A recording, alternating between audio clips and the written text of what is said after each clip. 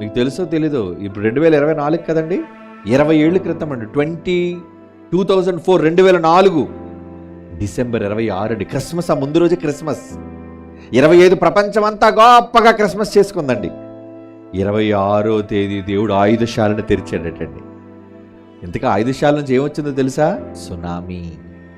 Tsunami అండి.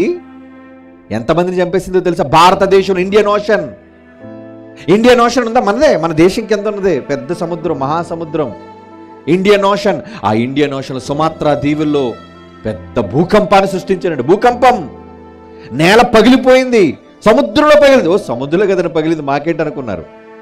అలా పగిలిన నీరు సముద్రాన్ని ఏం చేసిందంటే తెలుసండి? తోసేసింది ప్రజల మీదకి. వచ్చిందండి, ఉవ్వెత్తున కెరటాలు లేచాయి.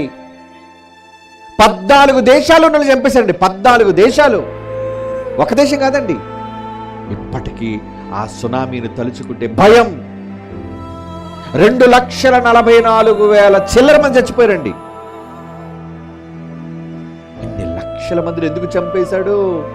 దెయ్యం ఆయుధం ముందు రోజు బాగా గెంతారు, బట్టలు వేసుకున్నారు, గెంతులు గెంతారు, మందు తాగారు. మార్పు రావటం లేదు వీళ్ళలో. ఏం చేయాలి? భూమిని కంపింప చేయాలి. నేను వచ్చిందండి ఆయుధం, చంపేసింది. ప్రపంచం అంతా కూడా నివ్వెరపోయిందండి. భయం మారిందా? 2004లో ఇప్పటికి 20 సంవత్సరాల క్రితం సునామీ వచ్చింది, మారిందా? లేదండి. ఎన్ని సంవత్సరాలు మళ్ళా కనిపెట్టి దీర్ఘశాంతం చెప్పారు కదా. ఆ దీర్ఘశాంతం చాలా పెద్దగా ఉంటుంది, మారలేదండి.